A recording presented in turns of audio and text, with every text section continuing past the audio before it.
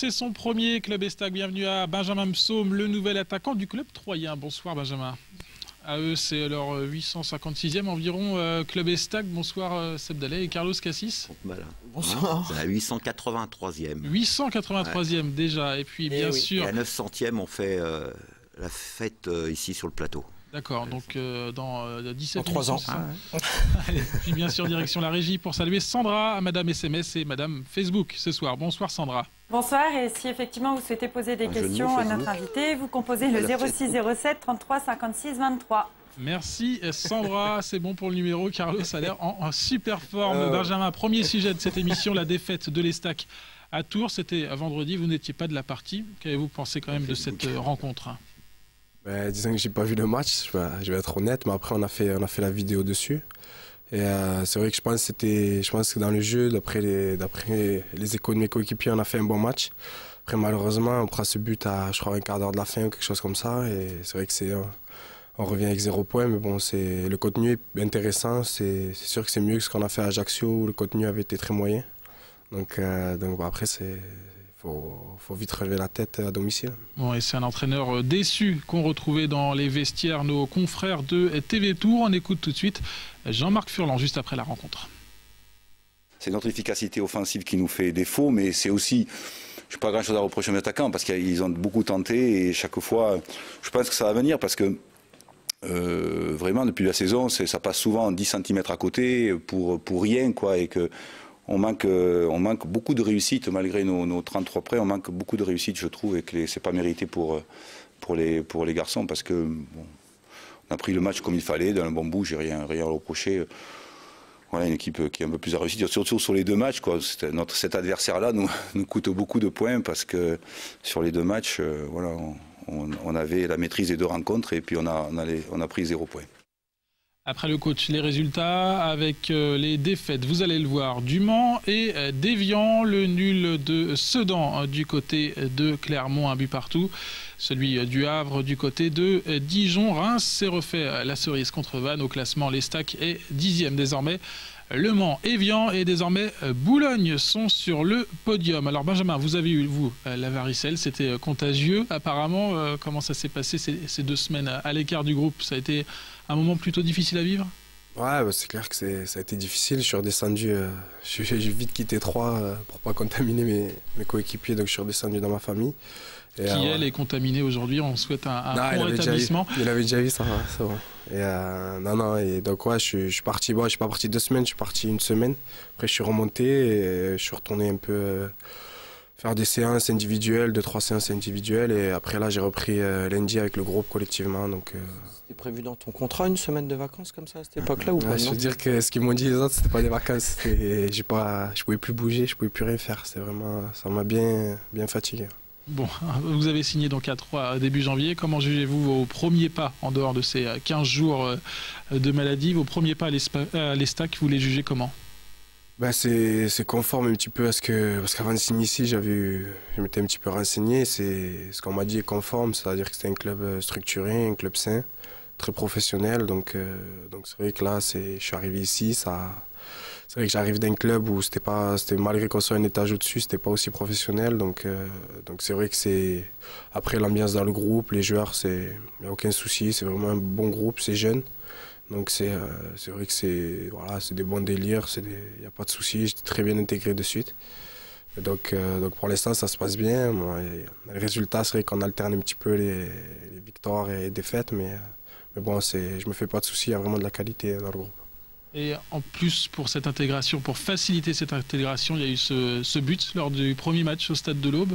Là aussi, ça aide forcément. Ce but contre Metz, on va le revoir également. Ouais, c'est clair que c'est sûr que ça fait plaisir de marquer, ça c'est sûr. C'est surtout pour le premier match à domicile, mais après, je bénéficie du travail de Diallo sur cette action. Après, et qui s'est pris un peu pour Ronaldinho. Carlos, il a marqué aussi. C'est vrai, c'est possible. Il était facile celui-là, il était facile. Mais bon. Mais voilà, après, c'est sûr que ça facilite l'intégration. Après, avant tout, c'est vraiment prendre du plaisir, faire des gros matchs et surtout que ce soit moi ou un autre qui marque, ce qu'il faut, c'est qu'on gagne, quoi. Et pourquoi avoir signé à 3 justement? Vous avez joué en Ligue 1 le début de saison. Pourquoi le choix de 3? Et disons que, bon, après, c'est vrai que dans mon ancien club, c'est un contexte particulier, puisque voilà, ça s'est mal passé, que ce soit sur un plan collectif ou individuel, la première partie de saison. Après, là, j'étais en fin de contrat à la fin de saison. Je ne souhaitais pas rester là-bas parce que voilà, il y a diverses choses qui sont passées avec le président, des choses comme ça. Donc après, j'ai eu quelques clubs qui sont venus là au mercato et c'est vrai que j'ai eu le coach qui m'a appelé directement et 3 était le club qui m'a vraiment montré le plus d'intérêt. Les autres clubs, c'était des clubs de Ligue 2 également? Ouais, de Ligue 2, de Ligue 2, de haut tableau Ligue 2, mais c'est vrai que la démarche de 3, parce que moi je suis assez attentif à ce genre de choses. Vu que je suis attentif à vraiment le discours avec le coach, savoir un peu ce qu'il attend de moi, ce qu'il pense et tout. C'est vrai qu'il m'avait appelé et il avait eu un discours cohérent. Donc après moi, quand j'ai pris ma décision de signer ici, ça s'est repassé. Pour moi, on a Arles, c'est fini. J'ai dit au revoir à tous mes coéquipiers, ça a été difficile de partir, mais maintenant je suis à 3, tant mieux. Je le taquine un petit peu depuis le début, mais j'apprécie sur le but justement qu'on a vu tout à l'heure, c'est tout de suite la réaction quand il marque. En fait, il cherche tout de suite à faire demi-tour et aller voir Diallo. Bon, il y a beaucoup de buteurs qui ont besoin de marquer, je pense que c'est son cas aussi, mais ce qui est sympa, c'est de savoir que le travail a été fait, un beau travail de Diallo qui a été fait. Et cette attitude, c'est quelque chose de l'extérieur qu'on remarque tout de suite et quelque chose de très positif, quoi. Merci. C'est très bien. Bon, un petit chèque. À la fin.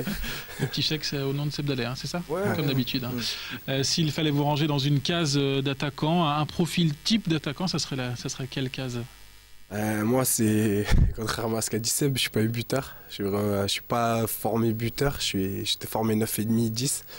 Donc je suis pas un pur buteur, mais après c'est sûr que j'aime bien être comme là, être devant le but, ça c'est pas un souci. Mais après moi, je peux jouer la saison dernière, j'ai joué toute la saison sur le côté, donc je peux jouer un petit peu partout. Moi de toute façon, tant que je suis sur le terrain, après c'est du plaisir, donc j'essaie de m'adapter, de bouger quoi. Je peux jouer dans tous les postes offensifs, quoi. En tout cas, c'est un profil qui plaît à Jean-Marc Furlan. On va écouter tout de suite le coach troyen à propos justement donc de Benjamin Psaume. Il a une vitesse d'exécution très très rapide, tant dans son dribble que ses prises de balles. Quelque part, de toute évidence, c'est un profil que nous n'avons pas ici, c'est un joueur que nous n'avons pas, ce genre de joueur. C'est pour cette raison aussi que nous avons désiré l'engager, par rapport aussi à sa saison passée où il a fait une excellente saison à Arles-Avignon, par rapport aussi au fait qu'il joue plusieurs postes. Comme on n'a pas trop le loisir de se tromper, il faut vraiment qu'on soit très très précis, et le fait qu'il soit capable de jouer à plusieurs postes de l'attaque, à tous les postes de l'attaque, ça minimise le risque quelque part d'erreur, s'il y a dans le sens erreur, si le garçon ne s'adapte pas rapidement à notre club et à notre ville. Seb, vous êtes d'accord avec le coach Furlan? Ouais, c'est bien. C'est une bonne analyse. Bon, il connaît forcément parfaitement son joueur. S'il l'a appelé directement, c'est que le profil lui convenait, donc il n'y a pas de surprise. Sur ce qu'on a vu déjà depuis qu'il est arrivé, voilà, on sait qu'il va s'intégrer un peu plus et qu'il va encore montrer davantage, même si il s'est intégré très vite. Donc c'est vraiment une force de plus pour le club aujourd'hui, importante pour les années à venir. Donc c'est bien, c'est un bon groupe qui se forme vraiment, un bon travail qui a été fait. Et puis en espérant voir les Stacks jouer le haut de tableau rapidement, le plus rapidement possible. Mais en tout cas, ils ont toutes les forces avec Benjamin en plus. C'est ça, ce qui fait votre force, c'est le fait de pouvoir évoluer à tous les postes de l'attaque, c'est ça un petit peu? Ouais, enfin ma force, je sais pas, mais disons que c'est sûr que c'est la polyvalence. C'est comme il dit le coach un peu, si jamais en tant que buteur, si ça rentre pas, je peux me muer sur le côté en passeur. L'an dernier, j'ai pas trop mis de but, mais j'étais plus passeur la saison dernière. Donc je peux varier mon jeu, donc c'est sûr que c'est plus intéressant pour lui parce que disons qu'il peut me mettre un peu partout, quoi. Ouais, c'est clair, c'est l'avantage que peut avoir un entraîneur avec un joueur comme Benjamin, c'est que on sait que il peut être titulaire à tous les matchs à des postes différents et on sait qu'il peut être efficace aussi à tous les postes. Donc pour un entraîneur, avoir un bon joueur qui peut s'adapter à droite, à gauche et dans l'axe, il y en a plus d'un qui aimerait avoir des joueurs comme ça dans l'effectif, quoi. Bon, vous dites que vous n'êtes pas buteur, vous avez quand même marqué le but de la montée l'année dernière d'Arles-Avignon pour passer de Ligue 2 en Ligue 1. Cette aventure à Arles-Avignon, c'est quand même un beau souvenir. Ah, c'est vrai que ça a été... On rappelle, montée de nationale en Ligue 2, montée de Ligue 2 en nationale. voilà, moi j'ai signé à Arles en national au début. En Ligue 1, pardon. J'ai signé en national à Arles, vraiment. Bon, moi j'avais des collègues là-bas, j'ai dit je retourne en national, c'est vraiment pour m'amuser. Voilà, j'étais plus professionnel. Voilà. Donc jamais j'aurais pensé qu'en arrivant, je crois quand je suis arrivé, on était 14e national, je suis arrivé après le début de saison, j'étais au chômage. Donc après on avait une bande de collègues et en fait on a vu qu'on avait réussi à monter. On a vraiment fait une grosse saison et la saison dernière un petit peu pareil, même s'il y a eu des nouveaux joueurs, on fait une grosse saison, on monte à la surprise générale. Bon, après ça s'est gâté en Ligue 1, mais bon ça c'est une autre histoire. Mais je retiendrai apparitions quand même en Ligue 1, là c'est forcément intéressant de regoûter au niveau français. Voilà, disons que moi j'avais goûté à la Ligue 1 à 19 ans à Toulouse. Et jamais, vraiment, quand j'étais au chômage, jamais je me serais dit que je la regoûterais, quoi. C'est pour ça que ça a été difficile d'en partir là, mais après, vu le contexte, comment ça s'est passé, c'est déjà d'y avoir rejoué, j'étais très heureux. Mais après, voilà, pour moi, comme je disais souvent, de signer ici, ça n'a pas été une régression particulière. Vous avez été nommé même meilleur joueur de Ligue 2 la saison passée par France Football. Comment vous la voyez, cette distinction? C'est juste une distinction ou c'est vraiment quelque chose d'important à vos yeux? Non, c'est sûr que ça fait plaisir. C'est le travail d'une saison. Bon, on m'en parlait beaucoup. On me disait, faut pas que tu lâches et tout. Parce que c'est vrai que j'étais devant toute la saison. Mais après, c'est pas la distinction. Ça fait plaisir la distinction individuelle, mais c'est le contexte. Ils m'ont remis le trophée juste après le match contre Clermont de la montée. J'étais avec tous mes amis, tout ça. Et c'est vraiment grâce à l'équipe, tout ça, que j'avais fait ça. Parce que je les passe et pour faire des passes décisives, il faut qu'il y ait quelqu'un qui marque. Donc mes collègues, ils bonifient le travail. Et ça a vraiment, pour moi, je retiens que le collectif. Parce qu'on a vécu une super... je pense comme Seb, ils sont montés et tout ça. Il sait comment c'est les monter. Moi, j'en ai fait 2 d'affilée. C'est vrai que c'était exceptionnel. Donc après, c'est vrai qu'il y a la distinction individuelle, ça fait toujours plaisir. Bon, Seb, il ne se souvient plus de ses montées. Hein. Il était tellement grosse soirée après la montée. Tout à l'heure, avant de venir, j'ai monté l'escalier encore. Et je m'en souviens très bien. J'étais à la bourre, donc j'ai monté vite. Ouais. Le fait que ton ancien entraîneur, Stéphane, soit allé dans ton ancien club Boulogne, est-ce que tu penses que Boulogne maintenant a de fortes chances de retrouver la Ligue 1? Ouais, c'est possible. C'est vrai que c'est possible. J'ai vu qu'il faisait des belles choses puisque je crois qu'il a 5 victoires, 5 victoires d'affilée depuis qu'il est arrivé, 5 matchs. Après, c'est super meneur d'homme, ça c'est clair. C'est ce qu'il a fait à Arles.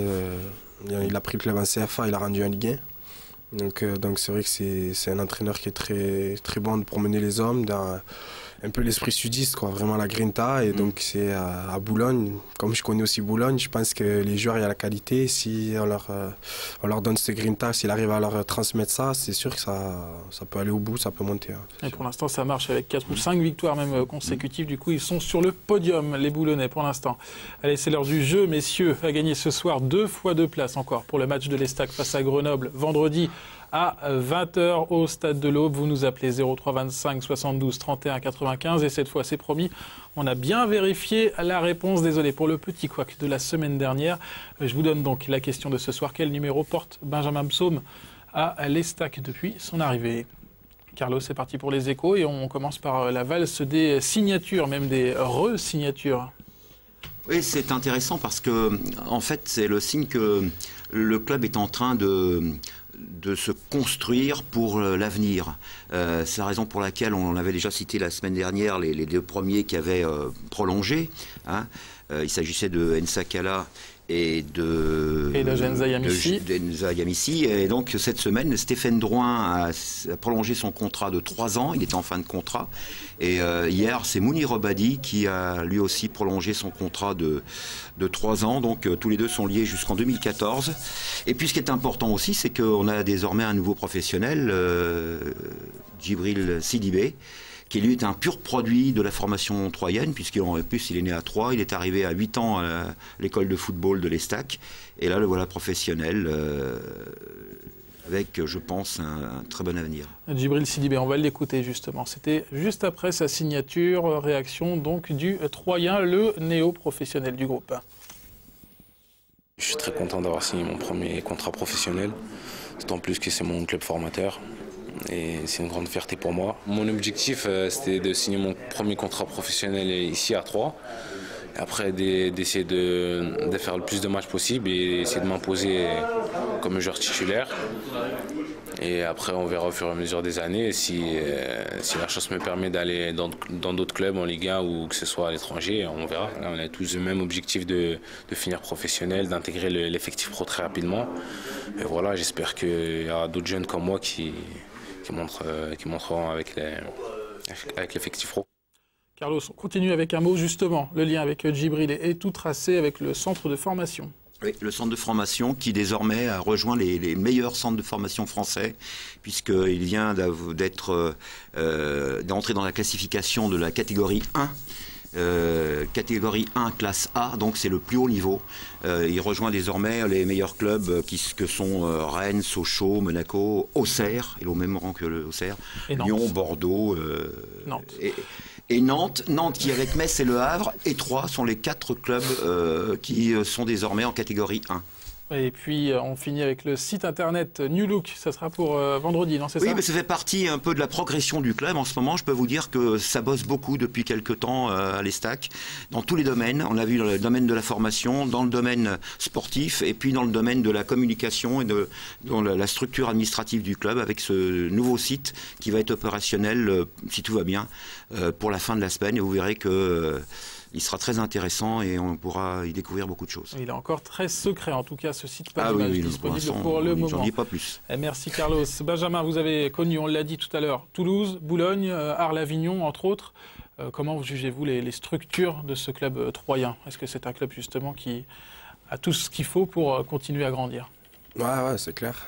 Comme je disais tout à l'heure, c'est sûr que des clubs que j'ai fait, il y en a qu'un qui se rapprochait au niveau structure, c'était Toulouse. C'était vraiment, le stade ici est magnifique, les vestiaires, le terrain d'entraînement, c'est vraiment nickel.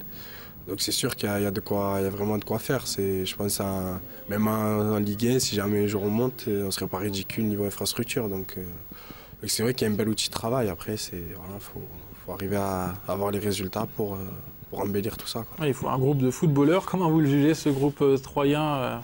J'imagine que vous voyez d'un bon œil les re-signatures des joueurs comme Drouin, Obadi. Comment vous le voyez, ce groupe? Un peu jeune peut-être encore? Ouais, mais après, être jeune, c'est souvent preuve d'enthousiasme. Donc après, c'est sûr qu'il faut quelques anciens toujours pour encadrer tout ça. Mais après, c'est sûr que les prolongations de tout le monde, c'est bon signe. Parce que voilà, ça veut dire que déjà les joueurs sont vraiment concernés par le club. Et aussi que voilà, le club mise vraiment sur l'avenir. Donc qu'il est ambitieux. Donc après, c'est sûr que vu qu'il y a les prolongations, je pense que dans les saisons à venir, ça va. À force, si on garde le même noyau de joueurs, souvent ça fait des bonnes choses. Genre, comme on parlait tout à l'heure de Boulogne, ça fait des années qu'ils ont les mêmes joueurs et là, ça va peut-être porter ses fruits. Donc j'espère que nous aussi. Et justement, ça vous donne, vous, des ambitions pour l'avenir, personnellement? Ben, bien sûr, moi, c'est un signal ici, c'est pas un choix, comme je dis, de régression, c'est de l'ambition. Donc après, c'est sûr que je reste sûr de monter. J'en parle un peu avec mes coéquipiers des fois. Je leur dis voilà, j'ai réussi à monter 2 fois avec Arles. Ici, on a, comme je disais, on a plus d'infrastructures, on a peut-être valeur de joueurs intrinsèques, on a peut-être une des meilleurs joueurs.